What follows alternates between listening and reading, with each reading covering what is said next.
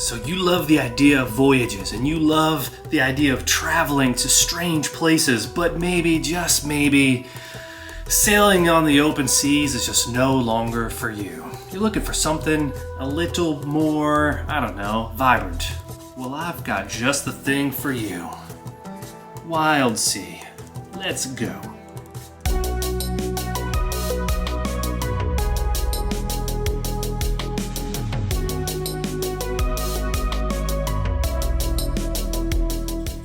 Welcome back to the channel, gamers. Thanks for hanging out with me today as we take a look at Wildsea, and this game looks amazing.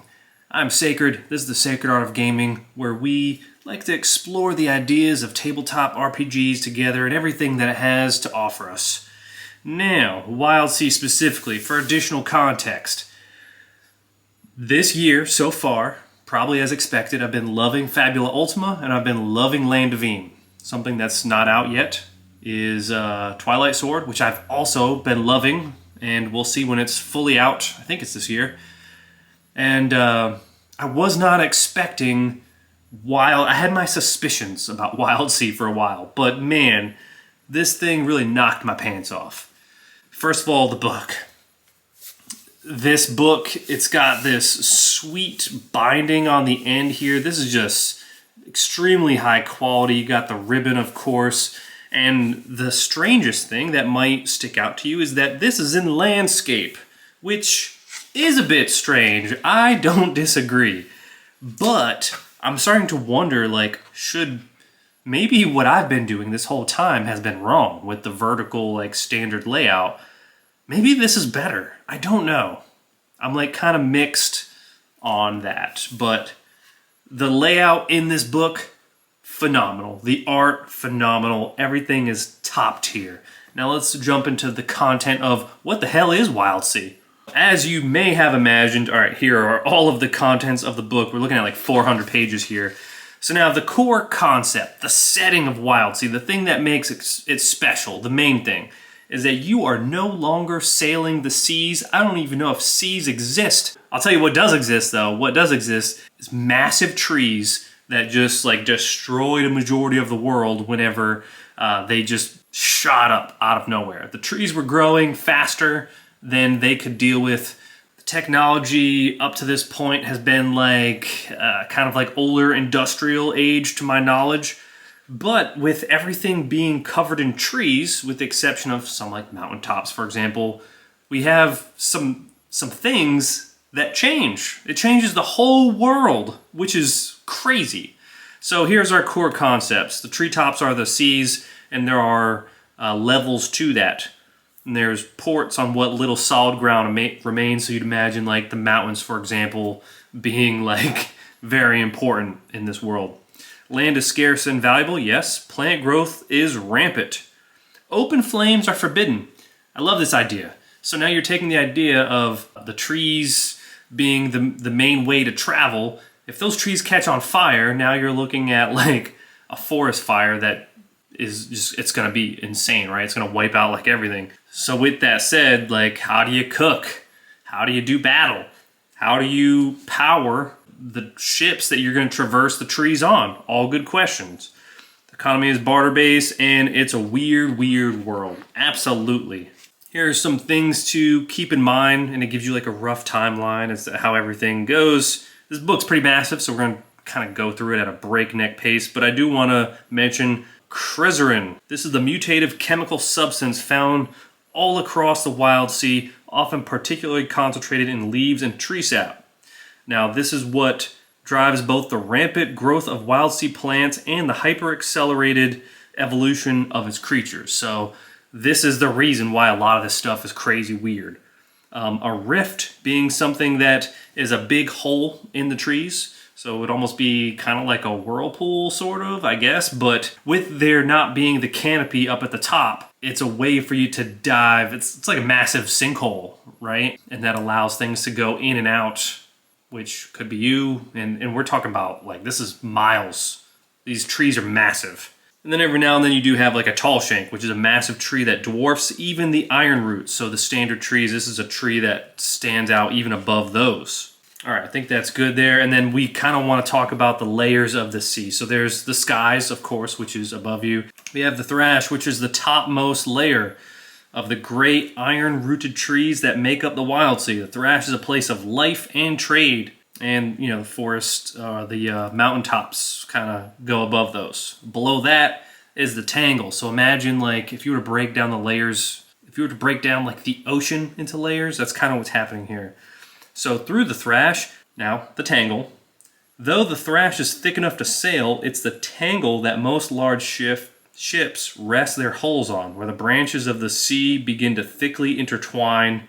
Insect and animal life thrives in the half-dark heat, and it can be moved through in relative safety with enough preparation and skill.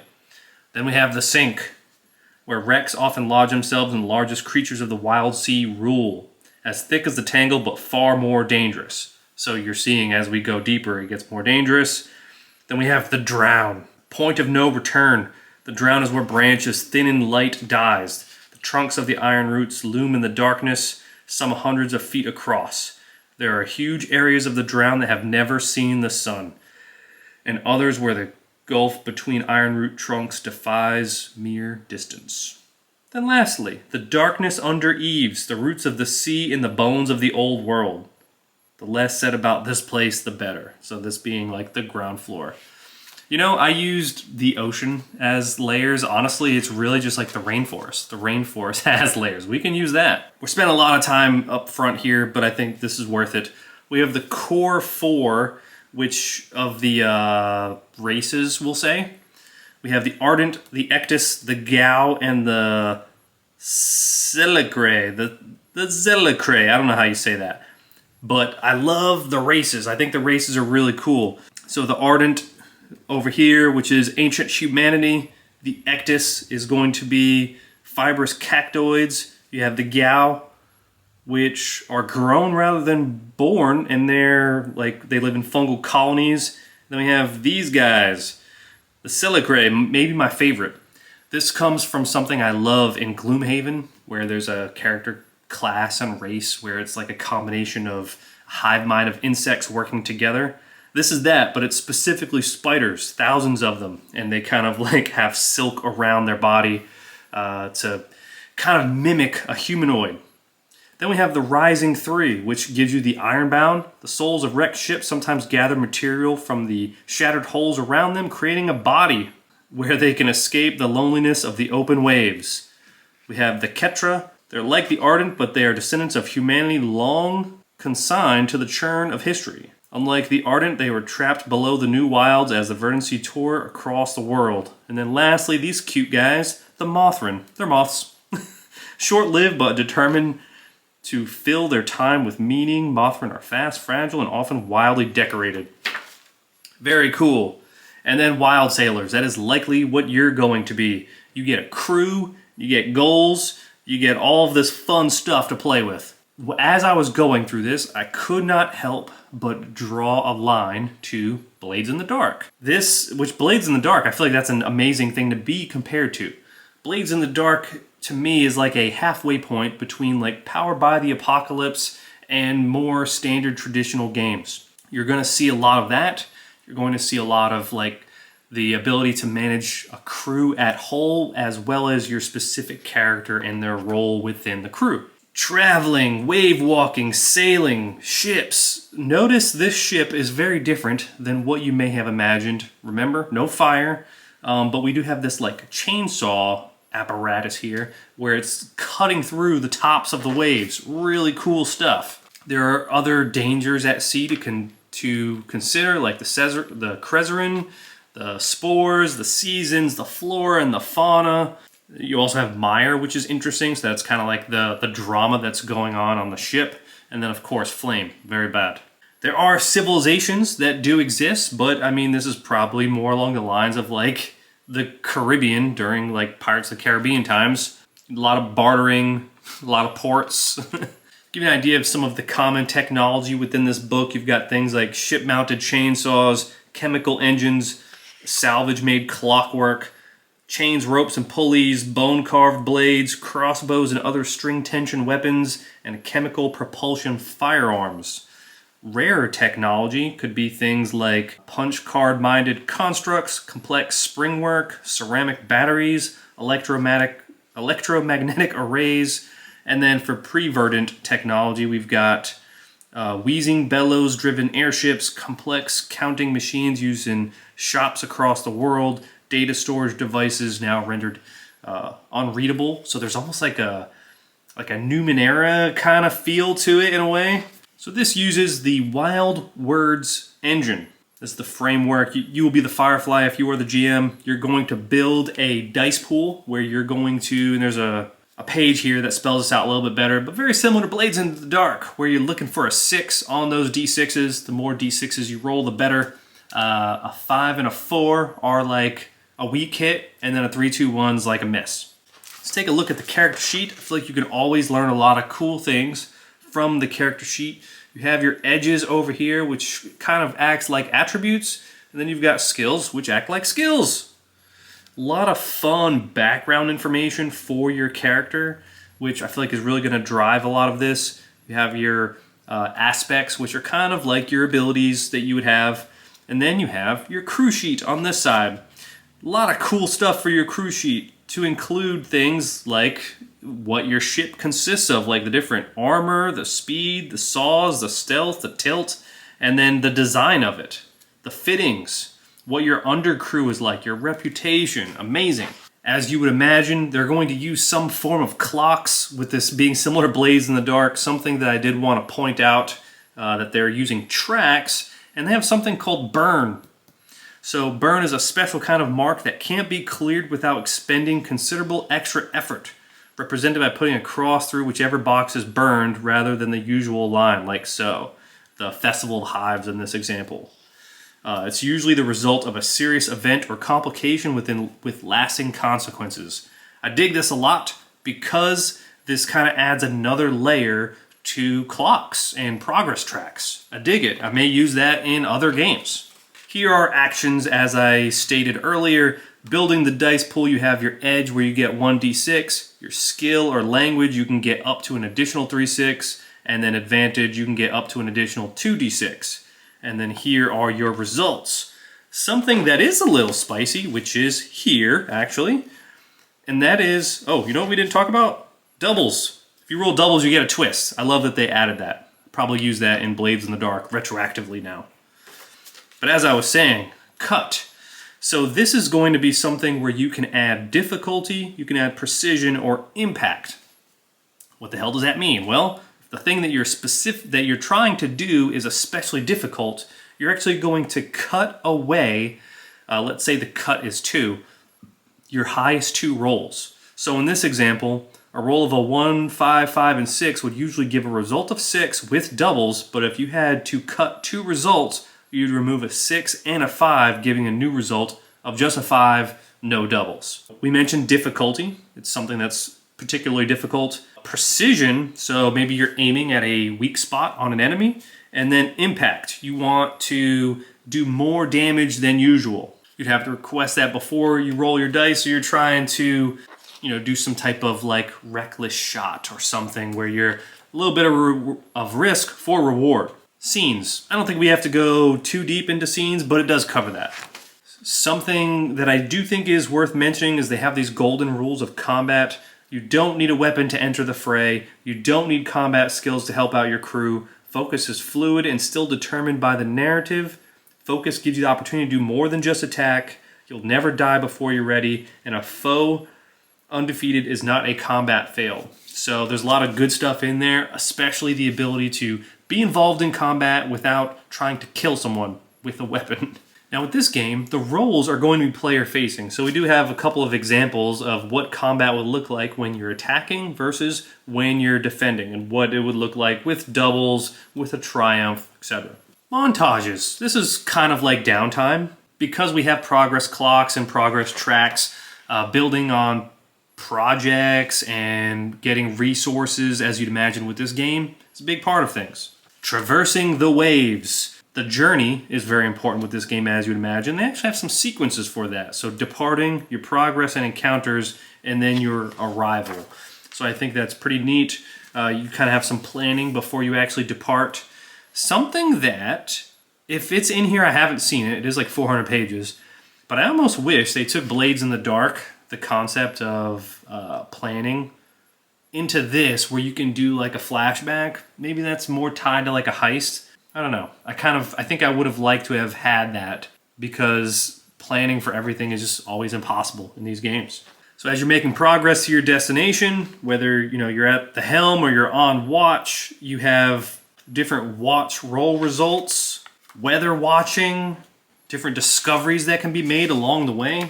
And then you have your arrival, once you get to your location, and that's where downtime is more likely to be helpful. Character elements. We kind of touched on this, but this will dive a little deeper, where we have our edges, like grace, iron, instinct, sharps, teeth, tides, and veils. Very thematic, but what the hell do those things mean?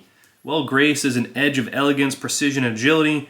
Iron is an edge of force, determination, and willpower. Instinct, an edge of sense, intuition, and reaction. Sharps, an edge of logic, wit, and planning. Teeth, an edge of savagery, passion, and destruction. Tide, an edge of exploration, learning, and lore. And veils, an edge of shadow, ciphers, and secrecy. Be flexible, similar to Blades in the Dark. Then we have skills, many skills. As you saw earlier, you get more D6s from skills than you do with your edge. We have a few different types of resources that are pretty neat, and they mentioned tags, which I'm always a big fan of. Things like salvage, specimens, whispers, and charts. Whispers being wild secrets. Charts are the lifeblood of travel, to let you know like the location of things, and specimens are organic bounty of the Wildsea. Usually taken from insects, beasts, or the waves themselves. Salvage, I think, pretty self-explanatory. The mires and drives, we kind of talked on that. It's going to be like background stuff for your character. What are bad things that are going on in the ship? Because, like, for example, here's a mire track. Your trigger finger flinches. Your trigger finger itches uncontrollably. Like, you just gotta shoot somebody on your ship. You just can't help it. After all of that, we finally got to character creation, which this game both gets you excited about exploration, but also character creation. There's a lot of cool stuff in here. For example, the bloodlines, which we already talked to. You may recognize these guys. Then you have your origins. Your origins being the kind of environment you lived in before you became a wild sailor. And then you have posts. Posts are going to be kind of like your playbook, sort of, and also your role in the ship. But honestly, you get aspects from every single one of these, which is really neat. You truly are a combination of what you were born as, where you were raised, and what role you play on the ship. That's awesome. For example, here is the Ardent, who has aspects with, let's say, tough as nails, a 4-track trait. You're a natural survivor, roles made to heal an injury you're suffering from, treat conflicts as triumphs. And you get to choose 2 aspects from the list below. To give you something weird, here's the Ectus, and the art, oh my goodness. The Ectus, we have towering, you stand head and shoulders above most others. Really cool. Let's jump to Origins. This is Spitborn. They're raised in temporary port colonies, often built around the wave-top ruins and remnants of the old world. Spits rarely last a lifetime, and a healthy knowledge that their entire home could be swallowed by the waves at any point encourages most Spitborn to live without many possessions and to travel light, often keeping everything they own close at hand. Here are some aspects, like Pit Fight Survivor. You learnt how to take a beating and stay standing. Or Urban Exploration, marked to discover a friendly lead on services or information when in a port or city. Now let's jump to Posts. Like a hacker, the marks and scars of your profession are writ large on your skin. A hacker's job is to clear the way for settlements, ships, and exploration, plunging into the wilds to tear open paths and clearings. Another 2 aspects, like Scars Remember. The Wildsea teaches harsh but useful lessons, and Trailblazer. Increase impact when finding routes and clearing paths through vegetation. Very neat. Here is the Screw as another option, a disciplined manipulator of unseen forces. Okay. And the Slinger, distance fighters that announce themselves with a cacophony of gunfight. Gunfire. Why can't I talk right now? Lastly, just because I stumbled upon it, Tempest. Your blood crackles with sparks. Your heart beats with thunder. Let's go to the ship, shall we? Ships and shipbuilding. So creating your ship, you've got your design, your fittings, your undercrew, different ratings for the ship. Here's like an example what the ship kind of looks like. So notice they don't all necessarily have to have the chainsaws. There's all kinds of cool stuff that you can add to the ship. So you've got the size of the ship, the frame of the ship, and then you have, notice, available frames. So scything, often wedge or blade shaped scything frames are constructed specifically to cut as efficiently as possible through the waves. Compared to something like sturdy, built to last in a place of temporary things, a sturdy frame helps weather the strongest assaults. We've got some cool hulls here, which are very neat. You can have Beastback, a half-living hull of flesh and bone, flexible and unsettlingly warm. Or Chitinous, made from the collected shells of the wild sea's larger insects, smooth, offering little in the way of friction or snags. Very cool. And then Bite. These are our common bites over here. Got something like Crawler, large finger-like mechanisms spread out around the front of the ship, allowing it to move through the waves with a crawling motion. Terrifying. We already saw like the Saw. Let's try another one. Impellers. Large jet-like outboard engines that push the ship through the waves with brute force. So as you're seeing, there's a lot of really interesting stuff here. And you can really allow your creativity to go wild. Here's common engines like chemicals and spring work. Maybe even a parasite pitcher. A large pitcher plant coaxed into taking root in an engine housing, vines intermingling with the ship's systems. Then we have our fittings. What's the extra doodads on your ship, more or less?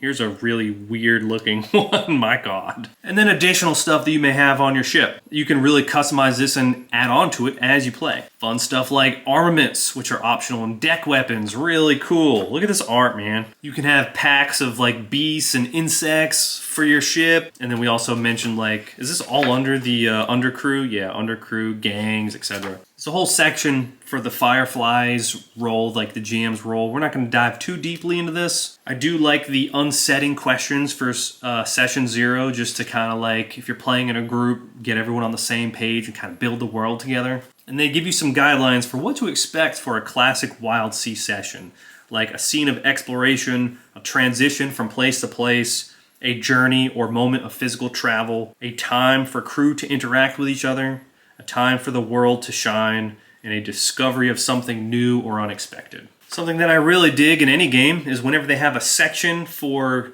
like the area that you're in, and then subsections within them that come with like landmarks and discoveries and just the kind of stuff that can happen. Here's an example of the skies, for example, give you some potential hooks to work with, some potential encounters, some descriptions, and then also a location like the tall shake branches or the cliffside colony. Then you have some tracks you can also put on the skies as well, depending on your story. As you might imagine, there's going to be a ton of hazards as you're traveling. Here are some examples like the bloom tides, spore clouds, blanched waves, but of course there are going to be beasts and monsters, different types of wonders and horrors, and there's a ton of amazing art for all of these. They give you like an idea as the presence, the resources, the drives, the aspects of them, the quirks. So in this Pengaska, it's large bastions of plant and plate, and that has a whole description. I don't want to give away too many things here, but here's another couple examples of things that are smaller, like the pinwolves and the thrumming birds. Terrifying. And then lastly, we have the reaches, places that may or may not exist, small bastions of hope and community that might be out there. And they're kind of thriving if they exist, and they kind of play with that of these, like for example, the Foxloft. This can be in your game or not. But if it is, here are some elements that you may use. And then lastly, we have the table resources. Some common names, some alternate twist rules, dragonfly rules, additional tips. Here is your dragonfly sheet where you can track stuff, like the weather and the sea itself, different beasts and leviathans, and then your glossary of terms in the back. But wait, there's more, because you have the rules breakdowns in the back, which is always handy when you have that, if you're not printing it out yourself. That has been Wildsea. What an incredible book. I cannot wait to play some Wildsea. This game is amazing. Amazing! Let me know your thoughts down below. Have you played Wildsea? Are you Wildsea interested? I'm very curious. Is there any other systems or settings that seem similar? The only thing I can think of on this level is maybe, was it the Cloud Empress, I think? Which is like a mothership spin-off. I think I have like the quick start or something for it. What other like incredibly fantastical systems and settings are there out there? Feel free to share. If you enjoyed this video, don't forget to like and subscribe if you want to see more content like this. Hopefully I remember to put some links down below if you want to explore this more yourself. And I will see you in the next one as we continue to explore the sacred art of gaming together.